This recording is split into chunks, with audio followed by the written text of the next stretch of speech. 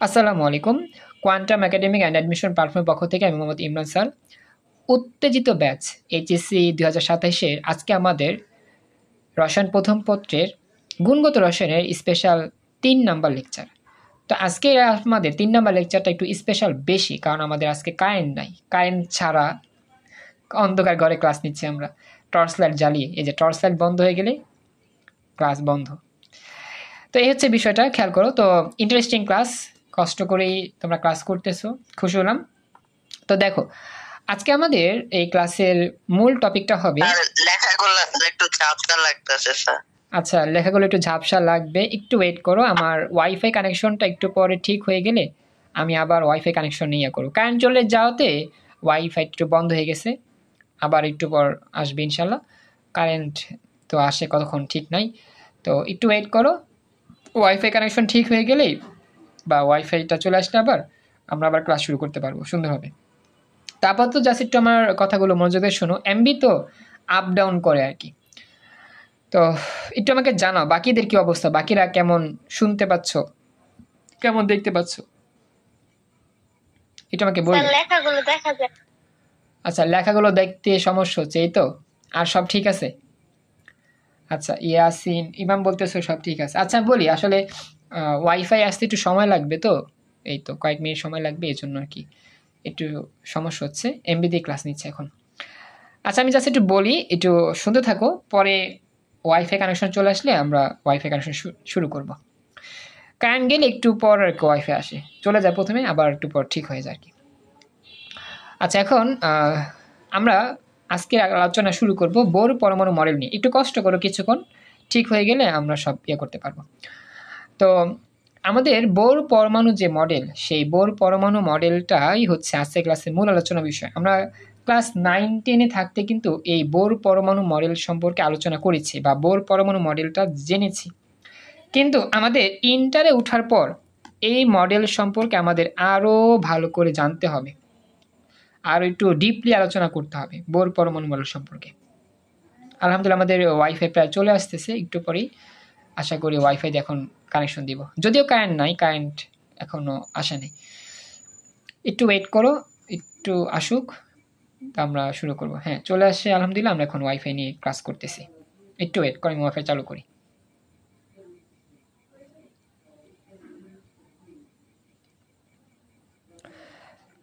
আলহামদুলিল্লাহ এখন আমরা ওয়াইফাই কানেকশন আছি। একটু আমাকে জানাও এখন তোমরা কেমন দেখতে পাচ্ছ। আশা করি এখন ঠিক হয়ে যাবে ইনশাল্লাহ, ওয়াইফাই যেহেতু চলে আসে ক্লিয়ার দেখতে পাবা। এখন কেমন দেখা যাচ্ছে বলো তো? হ্যাঁ এখন স্পষ্ট কিরকম আমাকে জানাও। আচ্ছা আচ্ছা, আস্তে আস্তে ক্লিয়ার হবে ইনশাল্লাহ। হ্যাঁ আশা করি ওয়াইফাই কানেকশন যদি চলে আসছে। তো আসলে এতক্ষণ ওয়াইফাই ছিল না বুঝছো, ওই যে এতক্ষণ ছিল না, এখন আসে একটু আগে। কারেন্ট তো নাই বুঝছো, কারেন্ট তো অফ, টর্চ লাইট নিয়ে ক্লাস নিচ্ছি। আচ্ছা তো আমি যাই, শুরু করি। আচ্ছা আমি একটু দেখি লাইটটা একটু ফোকাস দিই, ফোকাস না দিলে তো সমস্যা হবে। একটু ওয়েট। বাকিদের অবস্থা কি একটু আমাকে জানাও, বাকিরা যারা যারা আসো, আফিফা, তারপর হচ্ছে ইয়াসিন, ইমাম, শ্রাবন্তী, তামান্না, 1-2, যাই হোক এটা আমাকে জানাও তোমরা কেমন দেখতে পাচ্ছ, শুনতে পাচ্ছ? স্যার দেখা যাচ্ছে। আচ্ছা এবার দেখো, বোর পরমাণু মডেল, টপিকের নাম হচ্ছে কি বোর পরমাণু মডেল, এটা আমরা জানি। এখন এই বোর পরমাণু মডেল সম্পর্কে তোমাদের একটা বিষয় বুঝাই, সেটা হচ্ছে রাদারফোর্ড পরমাণু মডেল আর বোর পরমাণু মডেলের মধ্যে মূল পার্থক্য কোথায়।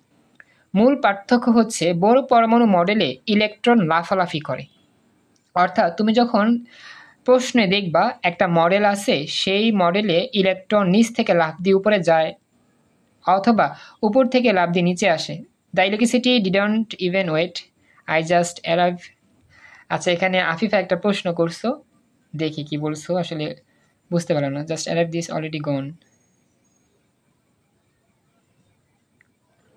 আচ্ছা তো এখানে একটা বিষয় তোমাদেরকে শেয়ার করি আজকে।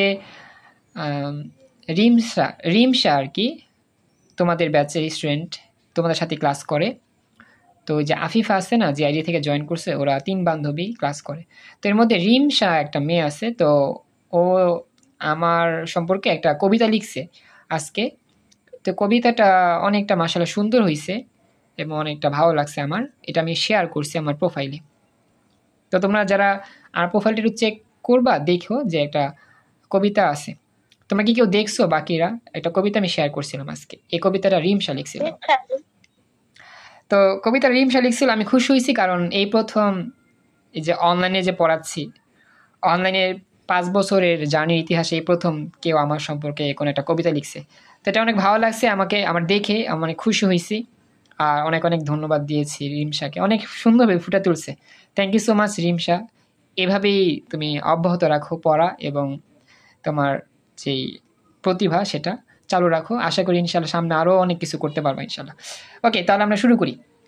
তো মনে রাখবেন আপনারা যে বোর পরমাণু মডেল আর রাদারফোর্ড পরমাণু মডেলের মূল পার্থক্য হচ্ছে ইলেকট্রন লাফালাফি করবে এরকম। যেমন দেখতে পাচ্ছ যে এখানে দুইটা শক্তি স্তর, প্রথম শক্তি স্তর আর দ্বিতীয় শক্তি স্তর, মাঝখানে হচ্ছে নিউক্লিয়াস।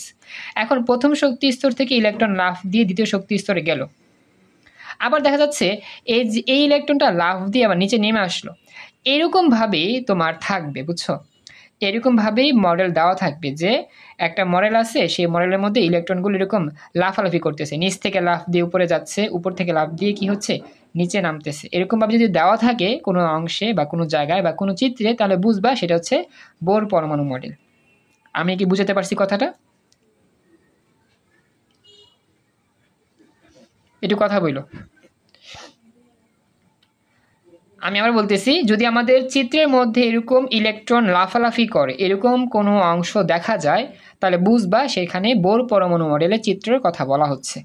সবাইকে এই লাইনটা বুঝতে পারছো? মন থাকবে যা বললাম, এটা রেসপন্স করতে হবে ভয়েসে। আচ্ছা, এখন কথা হচ্ছে রাদারফোর্ড পরমাণু মডেল কি এরকম এরকম লাফালাফি করে না? না, করে না। কারণ আমরা জানি রাদারফোর্ড পরমাণু মডেল যখন আমরা পড়ছিলাম বিগত ক্লাসে, সেখানে রাদারফোর্ড পরমাণু মডেলে এরকম কোনো লাফালাফির চিত্র দেওয়া ছিল না, শুধু ইলেকট্রন ছিল ঘুরতেছে ঘুরতেছে ঘুরতেছে, এটা ছিল রাদারফোর্ড।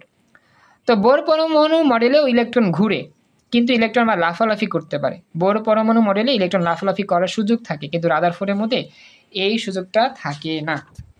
তো এটা খেয়াল রাখবা যে বোর পরমাণু মডেলে আমাদের কি হয়, ইলেকট্রন লাফালাফি করে বা লাফালাফির সুযোগ থাকে। বোর পরমাণু মডেলে কি হয়, ইলেকট্রন লাফালাফি করে বা লাফালাফির সুযোগ থাকে, কিন্তু রাদারফোর্ড পরমাণু মডেলে এই লাফালাফি করে না। তো এটা হচ্ছে মূল পার্থক্য। মানে চিত্র দেখলেই তুমি বুঝবা যে কোনটা বোর পরমাণু মডেল আর হচ্ছে কি কোনটা রাদারফোর্ড পরমাণু মডেল। এটা আমাকে জানায়ও বুঝতে পারলা কিনা যা বললাম? জি স্যার। আচ্ছা, তো এটা হচ্ছে বিষয়। এখন কথা হচ্ছে ইলেকট্রন যে লাফ দিয়ে নিচ থেকে লাফ দিয়ে উপরে যাবে অথবা উপর থেকে লাফ দিয়ে নিচে নামবে, এখানে কি কোনো ঘটনা ঘটবে? হ্যাঁ, অবশ্যই অনেক কিছু ঘটবে। আমি এখন তোমাদেরকে বলি। আমাদের সাপোজ মনে করো প্রথম শক্তি স্তরে যে ইলেকট্রনটা আছে। আচ্ছা, এখানে একটা বিষয় তোমাদের বুঝাই। এখানে যে শক্তি স্তর, সেই শক্তি স্তরগুলো আমরা তো জানি, এই যে গোল গোল যে বৃত্ত, এগুলোকে বলা হয় কি এক একটা শক্তি স্তর। এখন যদি আমি তোমাদের কাছে প্রশ্ন করি যে দেখো, এই যে আমাদের পরমাণুর যে চিত্রটা, এই পরমাণুর ঠিক মাঝখানে যে প্লাস, এই প্লাসটার নাম কি বলতো? প্লাস চিহ্নটার নাম কি? নিউক্লিয়াস। এক্সিলেন্ট। গত ক্লাসে আমরা কিন্তু পড়াইছিলাম, যেটা আমাদের বিজ্ঞানী রাদারফোর্ড আবিষ্কার করছিল, নিউক্লিয়াস না, প্রোটন না, এটার নাম নিউক্লিয়াস, বুঝছো? প্রোটন থাকে এখানে, প্রোটনও থাকে নিউট্রনও থাকে, কিন্তু এটার নাম কি নিউক্লিয়াস। খেয়াল রাখবা। তো আমাদের পরমাণুর মাঝখানে যে কেন্দ্র থাকে তার নাম কি নিউক্লিয়াস। এখন এই নিউক্লিয়াসের উপরে একটা বৃত্তের মতো আছে না, লাল কালারের আছে তো? তাহলে এটাকে আমরা শক্তি স্তর বলতে পারি না? যেহেতু বৃত্তাকার অংশটাই শক্তি স্তর বলে আমরা ধারণা করি, তার মানে কি যে নিউক্লিয়াসের উপরে যে লাল কালারের একটা বর্ডার এরিয়া, এটাকে কি আমরা শক্তি স্তর বলতে পারি? এটা আমাকে বলো তো। একটু কথা বলো সবাই। বলতে পারি? আচ্ছা, একটু বাকি রাখে রেসপন্স করে আমাকে জানাও। এটা খুবই চ্যালেঞ্জিং একটা বিষয়। আমরা কি এই যে এই প্লাসের এই সাথে প্লাসের একবার কাছাকাছি যে অঞ্চলটা, এটাকে আমরা কি এই জায়গাটার মধ্যে আমরা বলতে পারি যে এটা আমাদের একটা ওই শক্তি স্তর বলা যায় এটা? না sir. Excellent, thank you so much. এটা আসলে শক্তি স্তর নয়, এটা হচ্ছে নিউক্লিয়াসের এরিয়া, বর্ডার এরিয়া। এইটা আমরা অনেকে বুঝি না, বুঝছো? যখন আমরা উদ্দীপকের চিত্র দেখব অনেকে এটা ভুলভাল করবে। তো আমাদের এই প্লাস যুক্ত যে অংশ এটাকে বলা হয় নিউক্লিয়াস, কিন্তু প্লাসের ঠিক কাছাকাছিতে যে বৃত্তটা আমাদের অবস্থান করে সেটা কিন্তু কখনোই শক্তি স্তর, হ্যাঁ সেটা কিন্তু কখনোই শক্তি স্তর নয়। নিউক্লিয়ার মেমব্রেন, আচ্ছা এখানে আমি বলি উত্তর কি বলছো, নিউক্লিয়ার মেমব্রেন বলা যাবে। আসলে নিউক্লিয়ার মেমব্রেন তো হচ্ছে তোমার ইয়ার মধ্যে বায়োলজিতে, এটা তো তোমার রসায়ন, বলবা নিউক্লিয়াসের বর্ডার এরিয়া, বলা যাবে সেক্ষেত্রে, তবে এটা তো হচ্ছে বায়োলজির বিষয় নিউক্লিয়ার মেমব্রেনটা। তো খেয়াল রাখবা এই যে আমার প্লাসের ঠিক কাছাকাছি যে অঞ্চলটা এটাকে বলা হবে আমাদের নিউক্লিয়াসের অংশ, এটা কিন্তু শক্তি স্তর নয়। শক্তি স্তর কোনটা, মানে নিউক্লিয়াসটা শক্তি স্তর কোনটা হবে? নিউক্লিয়াস তো এটা বুঝলাম, প্লাসটাও নিউক্লিয়াস, এই প্লাসকে আবদ্ধ করে রাখছে যে বৃত্তটা এটাও কি নিউক্লিয়াস বা নিউক্লিয়াসের অংশ, কিন্তু শক্তি স্তর কোন জায়গা থেকে শুরু হবে? একটু দূর থেকে। সাপোজ এই যে এটা হচ্ছে প্রথম সার্কেল, বা এটাকে বলা হয় প্রথম শক্তি স্তর বা প্রথম কক্ষপথ, এবং পরবর্তীতে আরেকটা বড় বৃত্ত, এটা হচ্ছে দ্বিতীয় সার্কেল বা দ্বিতীয় শক্তি স্তর বা দ্বিতীয় কক্ষপথ। একটু আমাকে জানাও কথাটা বুঝতে পারলা কিনা, সবাই একটু কথা বলো।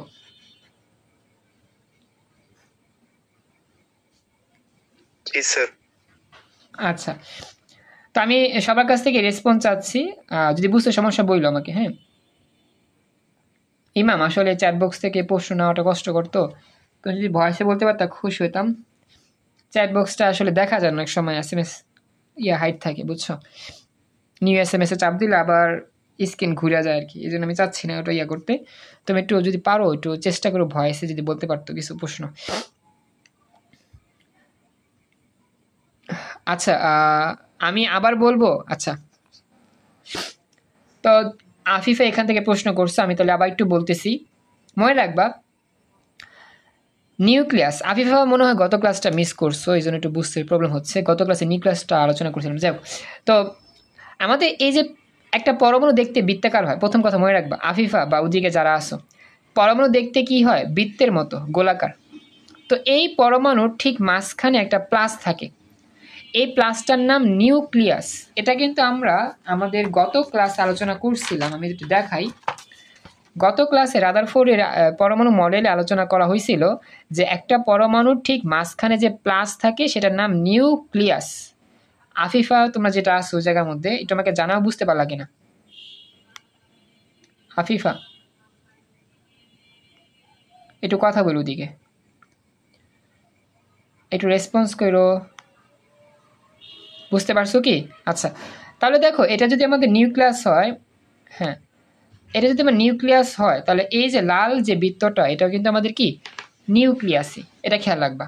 অর্থাৎ আমাদের এই প্লাসটাও নিউক্লিয়াস, এবং প্লাসের উপরে যেই লাল বৃত্তাকার অংশ এটা হচ্ছে কি নিউক্লিয়াস, এটাই আর কি।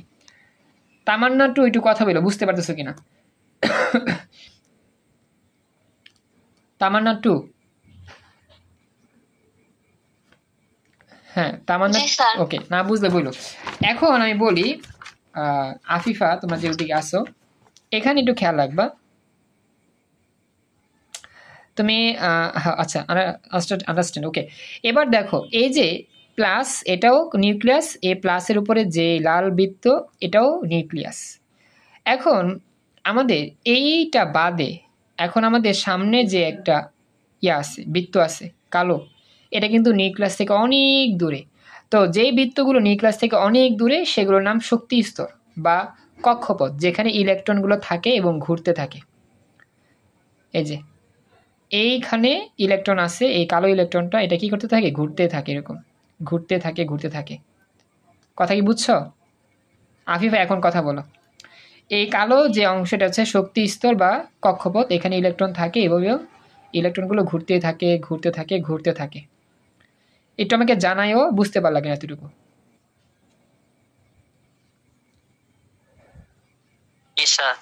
আচ্ছা, তো এই হচ্ছে এতটুকু অংশের আলোচনা। এখন কথা হচ্ছে গিয়ে ইলেকট্রন নিচ থেকে লাফ দিয়ে উপরে যায়, আবার উপর থেকে লাফ দিয়ে নিচে আসে, এই জিনিসটা খেয়াল রাখবা। ইলেকট্রন যখন নিচের শক্তি স্তর থেকে লাফ দিয়ে উপরের শক্তি স্তরে যায় তখন শক্তির শোষণ ঘটে। তখন কি হয়? শক্তির শোষণ ঘটে। এর অর্থ কি জানো? আমি তোমাদের বিষয়টা বুঝাই। সাপোজ তুমি যদি নিচতলা থেকে লাফ দিয়ে 10 তলায় উঠতে চাও, আস্তে আস্তে উঠবা। তো 1 তলায় উঠছো, 2 তলায় উঠছো, 3 তলায় উঠছো, অনেক হাঁপায়ে গেছো। তখন তুমি কি করবা? একটু রেস্ট নিবা, 1 গ্লাস পানি খাবা, বা একটু শরবত খাবা, বা একটু গ্লুকোজ খাবা। আবার শরীরে যখন এনার্জি আসে পড়বে, আবার 3 তলা থেকে হাঁটবা, 4 তলা যাবা, 5 তলা উঠবা, 6 তলা যাবা। এরপরে দেখবে আবার হাঁপায়ে গেছো, আবার একটু বিশ্রাম নিবা, পানি খাবা, শরবত খাবা, গ্লুকোজ খাবা। আমার কথা কি বুঝতেছো? এটা আমাকে জানাও। একটু রেসপন্স করতে হবে সবাইকে। একটা মানুষ যদি নিচতলা থেকে উপরে উঠে অবশ্যই ক্লান্ত হয়ে যায়, তার কি লাগবে? শরীরে এনার্জি লাগবে, শক্তি লাগবে। এখন ইলেকট্রনটাও সেম। মানুষেরই যদি কষ্ট হয় নিচ থেকে লাফায় উপরে উঠতে, তো ইলেকট্রনও সেম, নিচ থেকে লাফ দিয়ে উপরে আসতে শক্তি লাগবে। এই শক্তিটা পাইব কই থেকে? পরিবেশ থেকে। তো এই শক্তিটা সে গ্রহণ করে, পরিবেশ থেকে শক্তিটা গ্রহণ করে সে অনেকটা শক্তিশালী হয়, স্ট্রং হয়, যেটাকে বলা হয় ইলেকট্রন শোষণ করা। পরিবেশ থেকে ইলেকট্রন গ্রহণ করবে বা শোষণ করবে, এর ফলে এটা লাফ দিয়ে উপরে উঠতে পারবে। ইলেকট্রন যখন শোষণ করবে আর কি, শক্তি শোষণ করতে করতে করতে করতে অনেকটা এনার্জি হবে তার শরীরে, তখন সে লাফ দিয়ে উপরের শক্তি স্তরে পৌঁছাবে।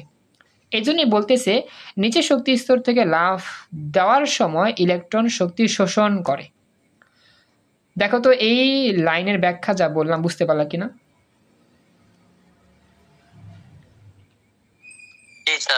আচ্ছা, অপর দিকে উল্টা কথা। সাপোজ মনে করো এখন তুমি 10 তলা বিল্ডিং থেকে নিচে নামবা, সিঁড়ি বেয়ে নামবা, লিফট নাই মনে করো। এখন তোমার কি অনেক কষ্ট হবে নামতে, নাকি আরো আরাম লাগবে? নামতেছো নামতেছো নামতেছো নামতেছো, তুমি কি ক্লান্ত হবা বেশি, নাকি আগের চেয়ে অনেক ফুরফুরা লাগবে? সিঁড়ি বেয়ে নিচে নামতে কি বেশি কষ্ট, নাকি উপরে উঠতে বেশি কষ্ট? বলো তো। 10 তলা বিল্ডিং এর ছাদ থেকে সিঁড়ি বেয়ে নামতেছো, তোমার কি তখন বেশি কষ্ট লাগবে, নাকি আরো আরাম লাগবে? একটু কথা বলো, রেসপন্স করো। আফিফা, ইমাম, সাদিদ, তামান্না, 10 তলা বিল্ডিং এর ছাদ থেকে নিচে নামতে কি তোমার ইজি লাগবে নাকি কঠিন লাগবে বলো তো একটু? হ্যাঁ, অনেক ইজি লাগবে, বা তোমার কোনো কষ্ট হবে না। তো এইটাও ইলেকট্রনের জন্য সেম। ইলেকট্রন যখন উপরের শক্তি স্তর থেকে লাফ দিয়ে নিচের শক্তি স্তরে নামতে চায়, তখন তার শরীরের কোনো কষ্ট হয় না, তো তার শরীর থেকে শক্তি বের হয়ে যায়। আগে কিন্তু শরীরের মধ্যে শক্তি ঢুকতো, এটাকে বলা হয় শক্তি শোষণ। কিন্তু ইলেকট্রন যখন উপর থেকে লাফ দিয়ে নিচে নামবে, তার শক্তি লাগবে না, শরীর থেকে শক্তি বের হয়ে যাবে, বা একে বলা হয় বিকিরণ। এক জায়গায় হয় শোষণ, এক জায়গায় হয় বিকিরণ। অর্থাৎ আমরা বলতে পারি ইলেকট্রন যখন উপরের শক্তি স্তর থেকে লাফ দিয়ে নিচের শক্তি স্তরে নামবে, তখন শক্তির বিকিরণ ঘটবে, শক্তির বিকিরণ ঘটবে। এটা হচ্ছে বেসিক ইনফরমেশন। ক্লাসের সবাইকে বলতেছি, দেখো সবাই কথাগুলো বুঝতে পারলা কিনা। ক্লাসে বাকিরা যারা আছে একটু রেসপন্স করে আমাকে জানাও।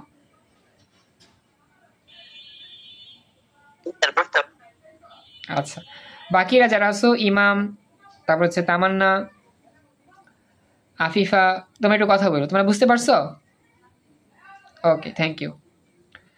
আচ্ছা, তো এখন কথা হচ্ছে এই যে আমাদের নিচ থেকে লাফ দিয়ে উপরে যেতে শক্তির প্রয়োজন, উপর থেকে লাফ দিয়ে নিচে নামতে শক্তির প্রয়োজন। আচ্ছা, আমাদের কান চলে আসছে। তো এখন এই যে শক্তির যে প্রয়োজন, এই শক্তির পরিমাণ কি বের করা যায়? হ্যাঁ, বের করা যায়। তো এই শক্তির পরিমাণ বের করার জন্য আমাদের সূত্র আছে। এই সূত্রগুলো আমি লিখে রাখছি এইখানে। দুইটা সূত্র, একটা হচ্ছে E2 - E1, আর একটা হচ্ছে কি H নিউ। এটা আসলে নতুন একটা চিহ্ন, এটার নাম নিউ। এটা আসলে আঁকতে হয় কিভাবে, আমি তোমাদেরকে জুম করে এই নিউটাকে আঁকা শিখাচ্ছি। তোমরা একটু একটা পেজ নাও এবং সেই পেজের মধ্যে নিউ আঁকবা। প্রথমে ভি আঁকবা, যে ভি তো আমরা এইভাবে আঁকি, তাই না? ভি এর মতোই। আচ্ছা, তো ভি একে তারপরে এইভাবে জাস্ট ভাগা করে দিবা। এটা হচ্ছে নিউ, এটার নাম নিউ। প্রথমে ভি এর মতো একে এইভাবে বাঁকা করে দিবা, এটাকে বলে নিউ। সাদিদ, আফিফা, তামান্না। দেখো তো এটা আঁকতে পারো কিনা। নিউ, এটা আঁকতে হবে, এটার নাম নিউ। নিউ, এই যে NEW, নিউ। কথা বুঝছো? এটা আঁকা শিখতে হবে। নিউ প্রথমে এভাবে দিবা, এভাবে দিয়ে এইভাবে আঁকা করে দিবা। এটা হচ্ছে নিউ প্রতীক। সবাইকে বুঝছো? কার কোনো প্রশ্ন আছে এখানে? আফিফা, সাদিদ, তামান্না। ওকে, এটা নিউ, মনে রাখবা। ওকে, এটা আমাদের আঁকতে হবে। আচ্ছা, তো নিউটার পরিচয় কি? এটা হচ্ছে কম্পাঙ্ক। নিউটার পরিচয় কি? কম্পাঙ্ক। তো দেখো, ডেল ই, ডেল ই অর্থাৎ আমাদের শক্তির পরিবর্তন, যতটুকু শক্তি লাগবে, E2 - E1। E2 হচ্ছে কি? উচ্চ শক্তি স্তর এর শক্তির মান, E1 হচ্ছে নিম্ন শক্তি স্তরের শক্তির মান। এটা আসলে তেমন আপাতত লাগবে না, জাস্ট পড়লাম আর কি। ডেল ই মানে হচ্ছে শোষিত বা বিকৃত যে শক্তি, এটার পরিমাণটা বের করব। কি পরিমাণ শক্তি শোষণ করবে ইলেকট্রন নিচ থেকে উপরে লাফ দিতে গেলে, কি পরিমাণ শক্তি বিকিরণ করবে উপর থেকে নাম দিয়ে নিচে নামলে, এটা আর কি। এরপর হচ্ছে এইচ হচ্ছে প্লাঙ্কের ধ্রুবক, এটা মুখস্থ রাখতে হয় মানটা। আর এটা হচ্ছে নিউ, যেটার বাংলা নাম কম্পাঙ্ক। কম্পাঙ্ক আমরা কিন্তু ফিজিক্সে পড়ছিলাম কম্পাঙ্ককে এফ দিয়ে প্রকাশ করা হয়, আর রসায়নে কম্পাঙ্ককে আমরা নিউ দিয়ে প্রকাশ করি। তো এটা আমাকে জানাও বিষয়গুলো বুঝতে পারলা কেন। এগুলো এখন তেমন কিছু লাগবে না, জাস্ট আমি বললাম এভাবে বে করে আর কি। আমাদের মেন আলোচনা একটু পরে আছে।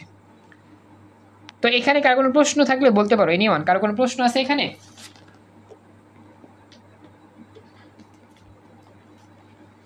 একটু কথা বলো। আচ্ছা, তাহলে আমরা এটা কমপ্লিট করলাম। আচ্ছা, এখন আমাদের নেক্সট পরবর্তী অংশ। পরবর্তী অংশ হচ্ছে গিয়ে এই বোর পরমাণু মডেল থেকে 3টা প্রস্তাব মুখস্থ করতে হয়। 3টা প্রস্তাব মানে বিজ্ঞানী বোর তার পরমাণু মডেল থেকে 3টা প্রস্তাব আমাদেরকে দিয়েছে, রাদারফোর্ডের মতো আর কি। প্রথম প্রস্তাবের নাম শক্তি স্তর সম্পর্কিত প্রস্তাব। ঠিক এইভাবে লিখবা। প্রথম প্রস্তাবের নাম কি? শক্তি স্তর সম্পর্কিত প্রস্তাব। এখানে বলতেছে পরমাণুর ইলেকট্রনগুলো নির্দিষ্ট শক্তির কতগুলো বৃত্তাকার স্থায়ী কক্ষপথে অবস্থান নিয়ে নিউক্লিয়াসের চারদিকে ঘুরতে থাকে। মানে পরমাণুতে অনেকগুলো ইলেকট্রন থাকে, সেই ইলেকট্রনগুলো কি করে? বৃত্তাকার কক্ষপথে অবস্থান করে এবং সেখানে থেকে ঘুরতেই থাকে, ঘুরতে থাকে, ঘুরতে থাকে। কথা কি বুঝতে পারছো? একটু আমাকে জানাও।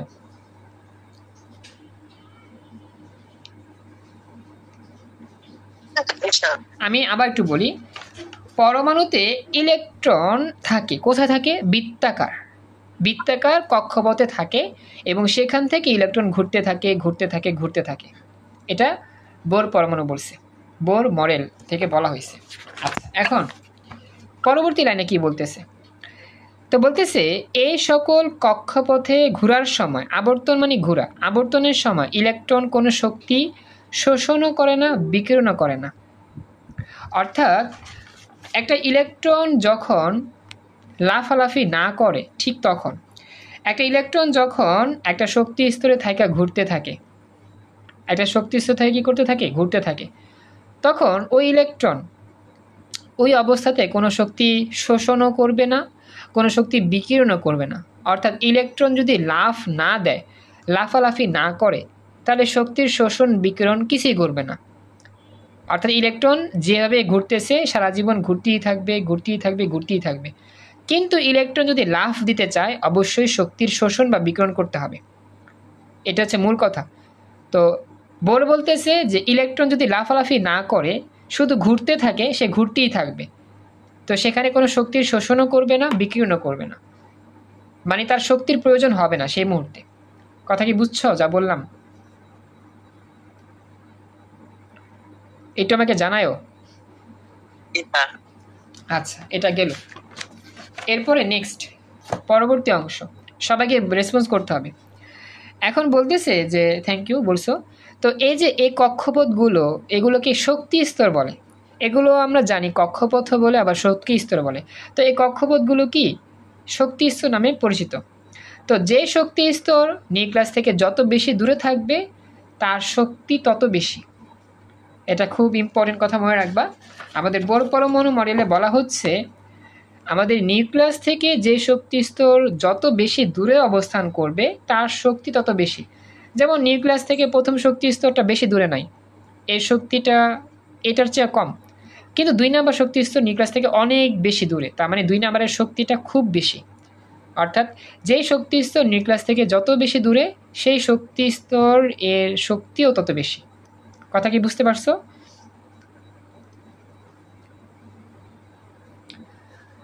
সাদিদ, ওকে।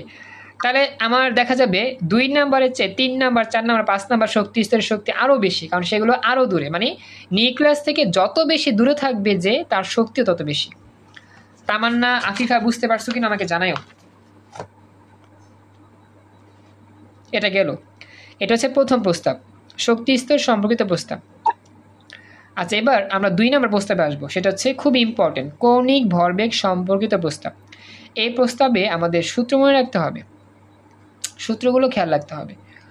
তো আমাদের সূত্রটা কি? কৌণিক ভরবেগ সম্পর্কিত প্রস্তাবে যে সূত্র, একটু ওয়েট, আমি সেটা দেখাচ্ছি। এখানে আমাদের যা সূত্রটা মুখস্থ করবা, বুঝছো? যদি এই বাংলা কথা যদি মনে রাখতে নাও পারো সমস্যা নেই, সূত্র মুখস্থ করবা। হ্যাঁ, এক্সিলেন্ট। MVR ইকুয়াল টু, কৌণিক ভরবেগ সম্পর্কিত প্রস্তাবে বলতেছে প্রতিটি নির্দিষ্ট শক্তি স্তরে আবর্তনরত ইলেকট্রনের কৌণিক ভরবেগ নির্দিষ্ট, এটা মুখস্থ রাখবা, এবং তা ns/2π এর পূর্ণ সংখ্যার গুণিতকের সমান। এটা আসলে আমি এখন তেমন বুঝাচ্ছি না, এটা আসলে আমাদের সূত্রের মতো মুখস্থ করতে হবে ডাইরেক্ট। আমি আবার বললাম কৌণিক ভরবেগ সম্পর্কিত প্রস্তাবে এই কথাগুলো মুখস্থ করবা, এটা এখানে তেমন বোঝাচ্ছি না, জাস্ট মুখস্থ করার চেষ্টা করবা, ঠিক আছে? এটা আমাকে জানায়ও। আচ্ছা, তো এই হচ্ছে বিষয়টা, খেয়াল রাখবা যে এতটুকু অংশ আমরা পড়লাম। এখন আমাদের যে সূত্রটা আর কি, ইলেকট্রনের কৌণিক ভরবেগ MVR, এটা মনে রাখবা। The writing is not clearly visible. আচ্ছা, ক্লিয়ার দেখতে পাচ্ছ না? আচ্ছা, আমি মুখে বলতেছি, হয়তো বা নেট সমস্যা দেখতে পাচ্ছ না, আমি মুখে বলতেছি, একটু মনোযোগ দিয়ে শোনো। হ্যাঁ,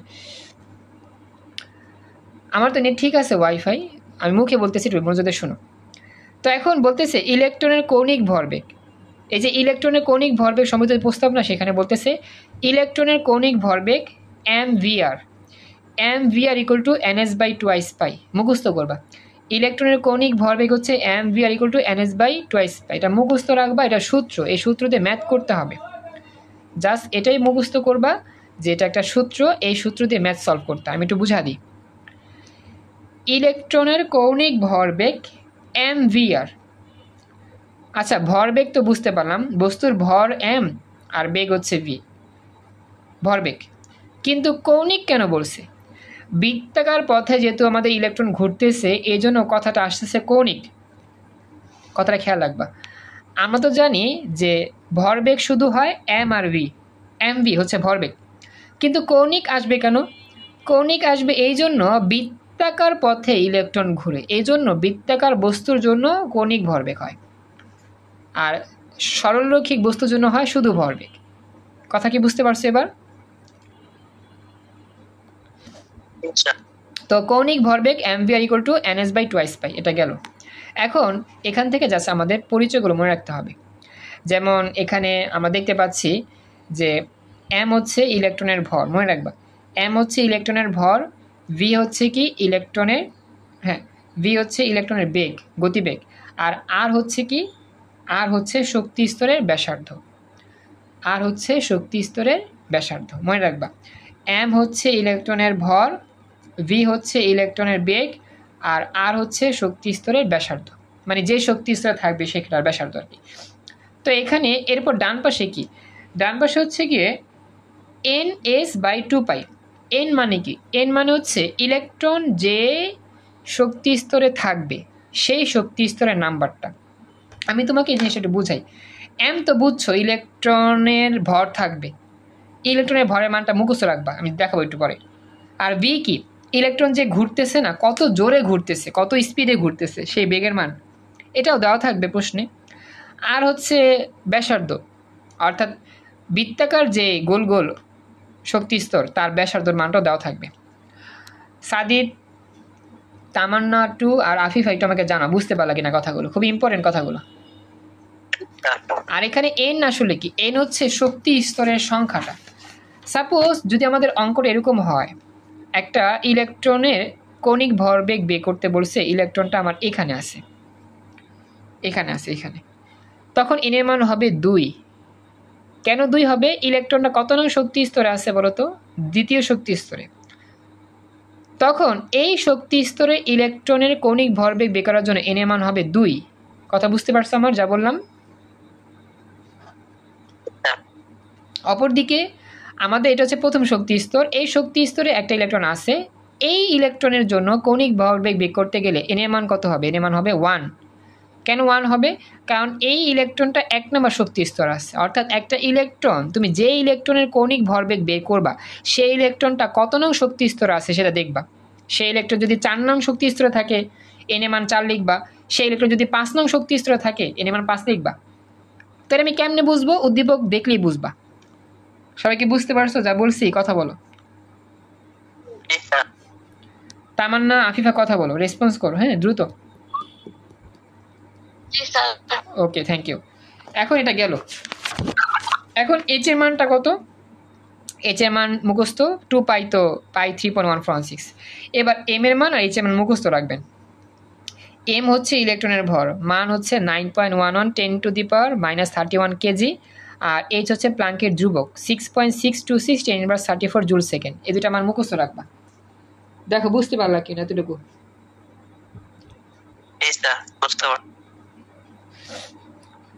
আচ্ছা, এই মানগুলো মুখস্থ রাখবেন। হ্যাঁ, আরেকটা অংশ বাকি, সেটা হচ্ছে 3 নাম্বার, শক্তির বিকিরণ আর শোষণ সম্পর্কিত প্রস্তাবনা।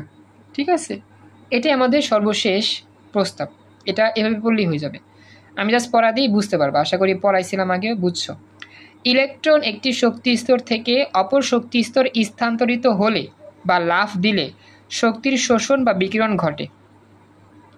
তো কখন শক্তির শোষণ ঘটে, কখন বিকিরণ ঘটে, এই কথাটা এখানে বলা আছে। ইলেকট্রন যখন নিম্ন শক্তি স্তর থেকে উচ্চ শক্তি স্তরে লাফ দেয় বা স্থানান্তরিত হয় তখন শক্তির শোষণ ঘটে, মানে নিচ থেকে উপরে লাফ দিলে শক্তির শোষণ ঘটে। অপরদিকে ইলেকট্রন যদি উচ্চ শক্তি স্তর থেকে লাফ দিয়ে নিম্ন শক্তি স্তরে স্থানান্তরিত হয় তাহলে শক্তির বিকিরণ ঘটে। ঠিক এতটুকু কথা লিখে দিলেই আমার 3 নম্বর পয়েন্টে আলোচনা কমপ্লিট। এবার দেখো তো, এই যে ব্যাখ্যা দিয়ে বুঝাইলাম, একটু আগে আমি প্রথমে বুঝাইছি সবগুলো, আর এখানে যা লেখা আছে বুঝতে পারছো কিনা?